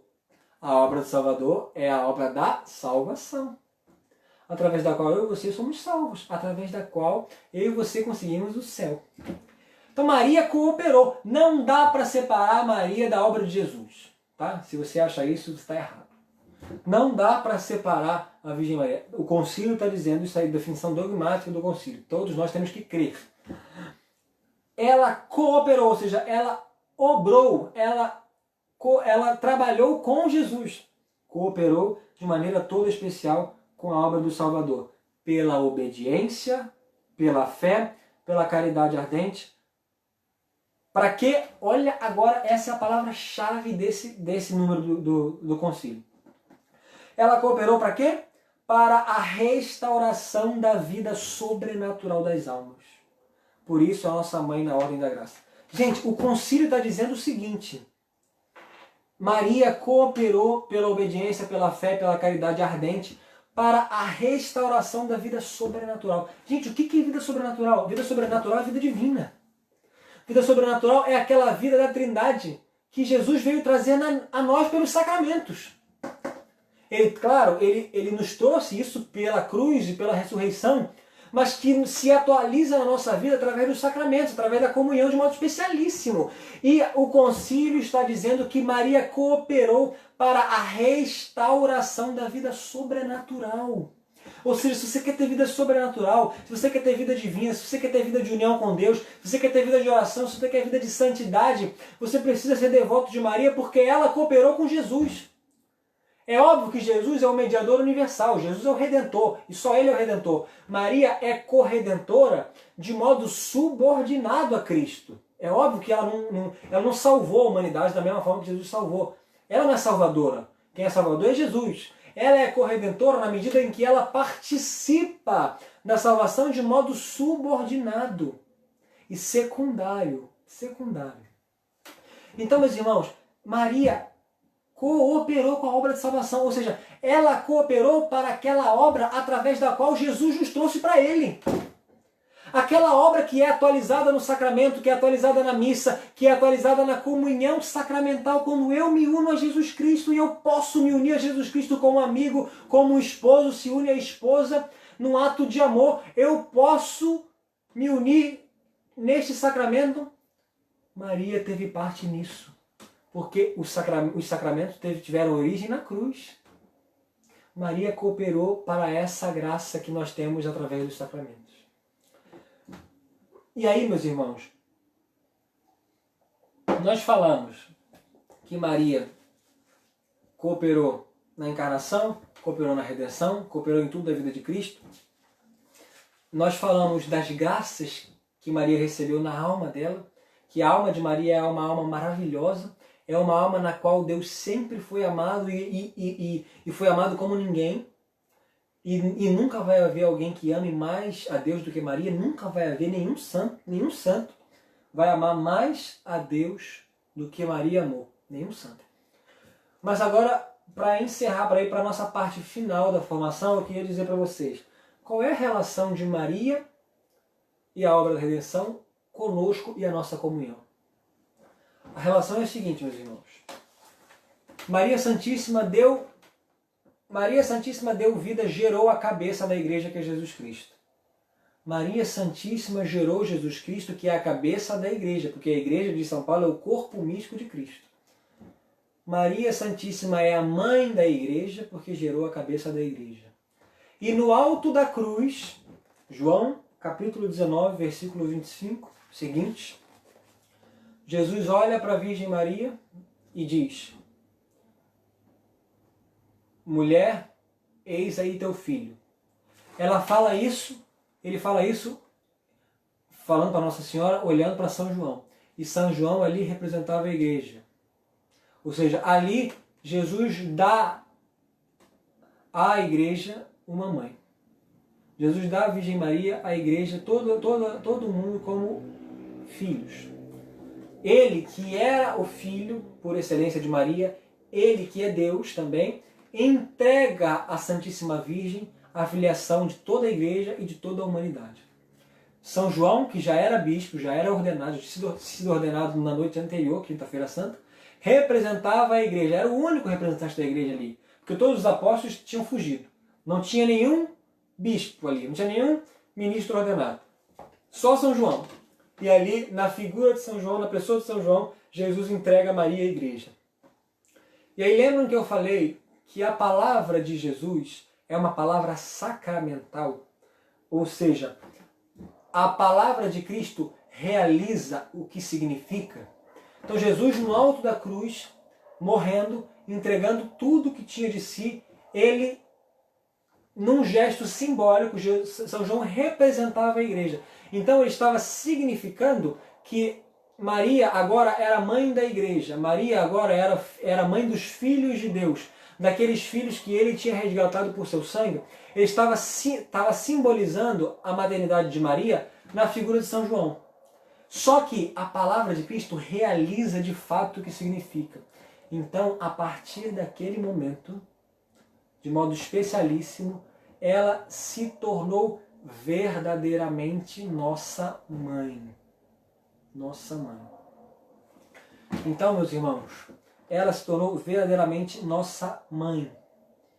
Então, naquele momento, ela se torna a mãe verdadeira dos homens. Ela que era mãe de Cristo, ela se torna mãe da humanidade pela palavra de Cristo, pela palavra de Jesus. Então, lembre que a causa principal da salvação é Jesus Cristo, né? Jesus é a causa principal da salvação. Maria não é a causa principal da salvação. Quem é a causa principal da salvação é Jesus, porque ele morre na cruz para nos dar vida. Só que Maria Santíssima, por ser a mãe da igreja, por ser aquela que cooperou com Jesus Cristo na restauração da vida sobrenatural das almas, ela se torna causa também da salvação, só que causa secundária, causa subordinada a Cristo. E aí Santo Tomás de Aquino diz uma coisa lindíssima, que ele diz assim: é possível ter um outro mediador, além do mediador universal que é Jesus Cristo, porque ele é o mediador entre Deus e os homens, né? Em Jesus Cristo, a humanidade é reconciliada com Deus. Mas é possível que tenha outros tipos de mediadores?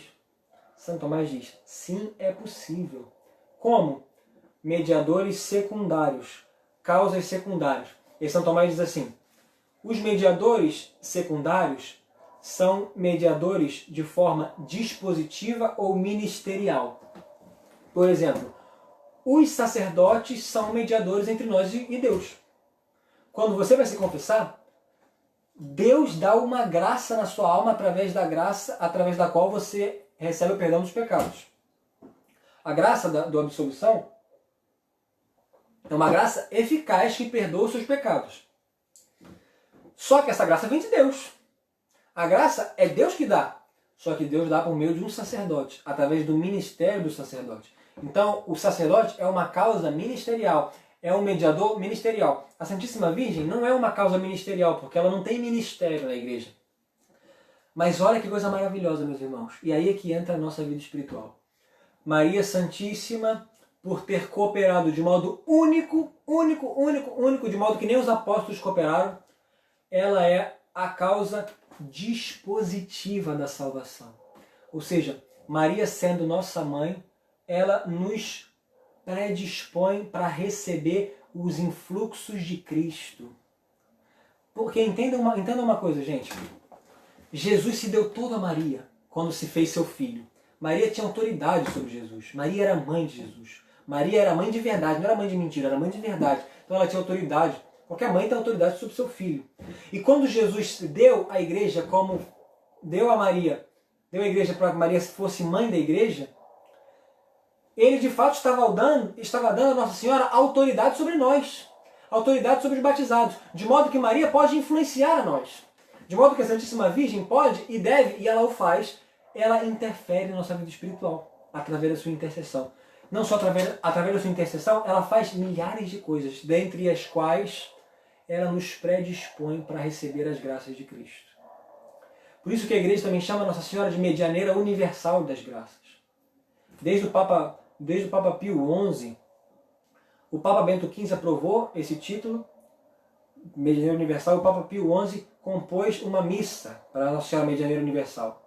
Então a igreja diz que Medianeira Universal, todas as graças passam por Nossa Senhora, porque ela contribuiu na cruz. Então ela contribuiu na cruz, todas as graças passam por ela. Então quando Jesus nos dá como filhos a Nossa Senhora, quando Jesus nos dá a Maria como mãe, ele está dizendo que Maria tem autoridade sobre nós. E uma vez que ela participou, uma vez que ela cooperou com a salvação, ela coopera em nossa vida espiritual. Ela não coopera só com a humanidade inteira, de modo geral. Ela coopera com cada um. Porque, gente, agora que Nossa Senhora está de modo especial no céu, em corpo e alma no céu, ela conhece de modo muito melhor as necessidades que nós temos. E ela intercede, e a oração de Maria tem uma graça eficacíssima. Um pedido de Maria é uma ordem para Deus. Porque Maria não pede nada que não esteja fora dos planos de Deus. Santo Tomás de Aquino também diz assim: a oração de um santo tem tanto mais poder quanto maior é a sua glória. Ora, nenhum santo tem uma glória maior do que Nossa Senhora. Ou seja, nenhum santo tem uma oração mais eficaz do que a Mãe de Deus.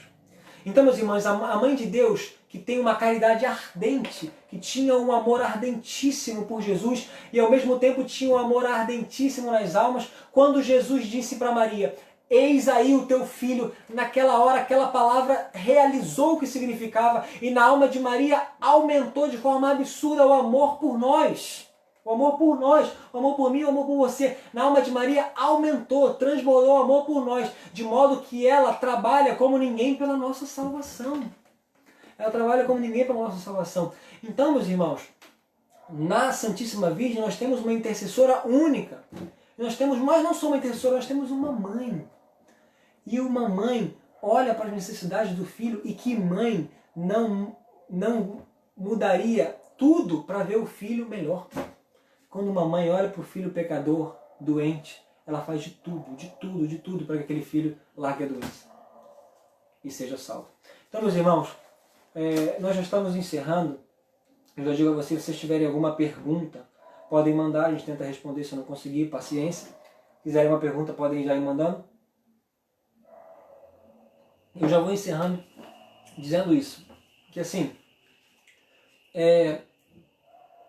o fato de que o demônio não teve lugar na alma de Maria, porque a alma de Maria é uma alma fechada só para Deus, Deus cresceu, e a caridade de Maria é uma caridade absurdamente infinita, quase, porque Deus se derramou infinitamente ali. E o fato dela se unir a Jesus como ninguém, ela amar Jesus como ninguém, e ela ser nossa mãe, ela influencia em nós.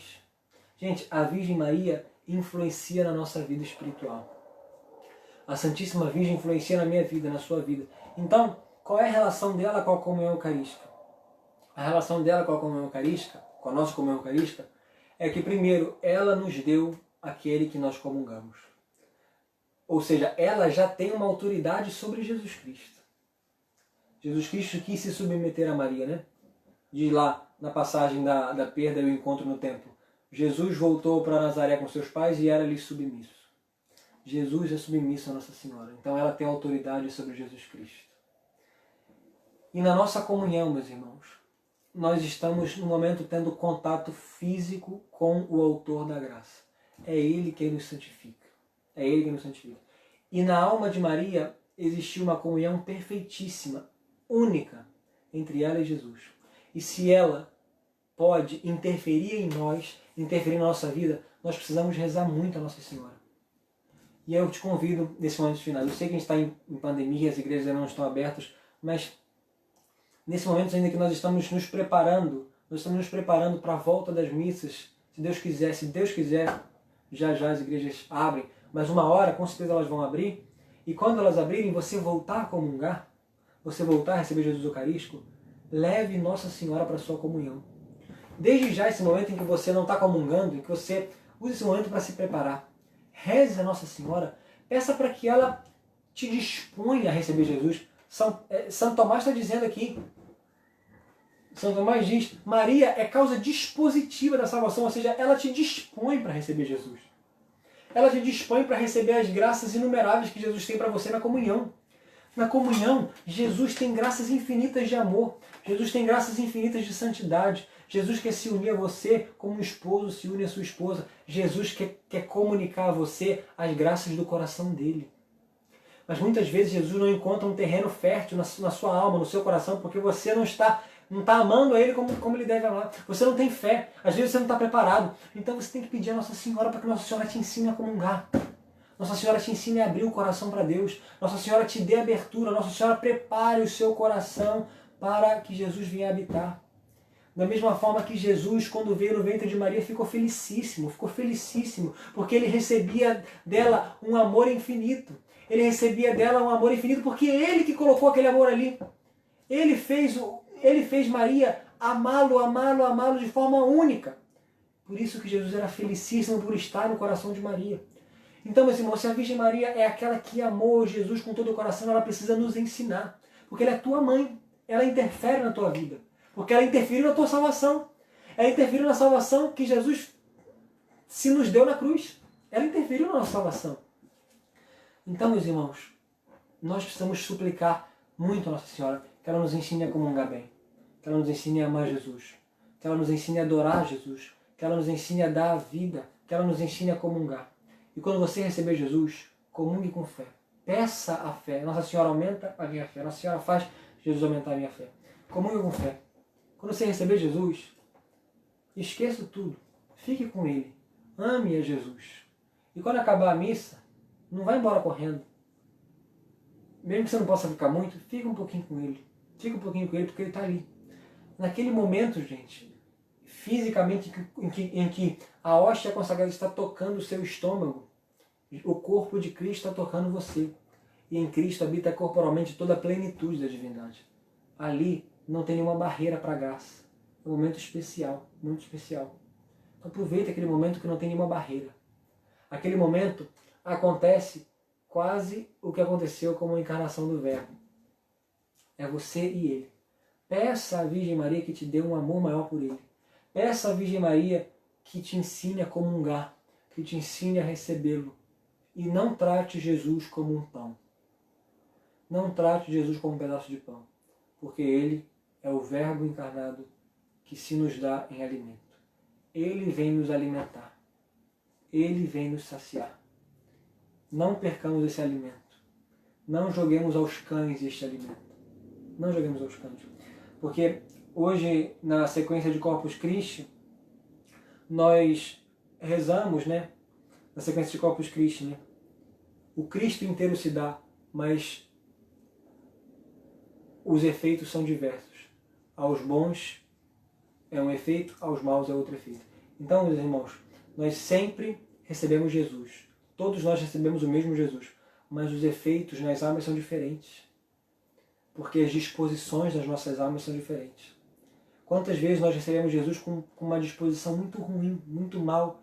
Os efeitos não são aqueles efeitos que Jesus queria dar a nós. Efeitos de santidade, de graça, de amor, enfim. Não são esses efeitos. Mas quando uma alma está bem disposta, está desejoso de amar, querendo comungar com fervor, com amor, com adoração, os efeitos são inúmeros, são absurdos. Santa Gemma Galgani, na sua primeira comunhão, entrou na 7ª morada. Sua primeira comunhão entrou na 7ª morada, porque uma alma já estava totalmente disposta.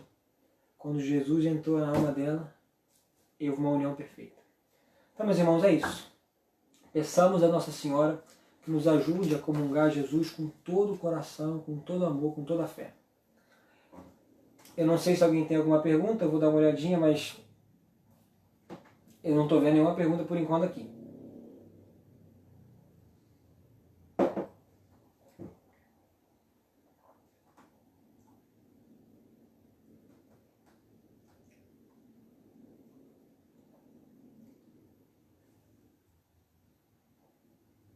Muitos comentários, mas perguntas mesmo.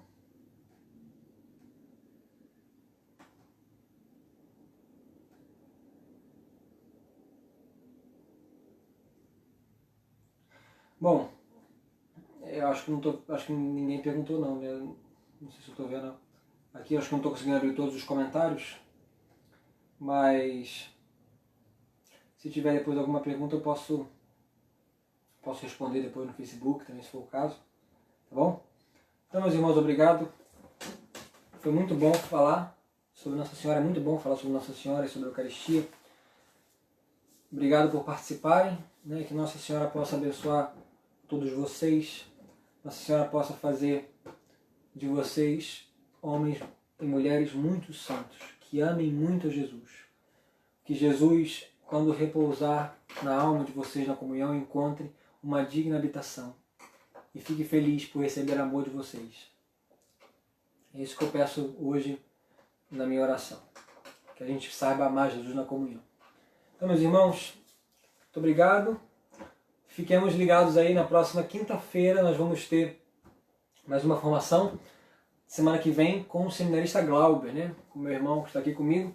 Na semana que vem, mais uma vez, com o tema eucarístico, né? Como estamos fazendo nesse mês de junho, o tema eucarístico sempre. Na semana que vem o Glauber vai falar também sobre um tema eucarístico. Fique ligado, por favor, não deixe de acompanhar, tá bom? Vamos então fazer uma oração final para a gente poder encerrar essa nossa transmissão. Em nome do Pai, do Filho e do Espírito Santo. Amém. Ave Maria, cheia de graça, o Senhor é convosco. Bendita sois vós entre as mulheres, e bendito é o fruto do vosso ventre, Jesus. Santa Maria, Mãe de Deus, rogai por nós, pecadores, agora e na hora de nossa morte.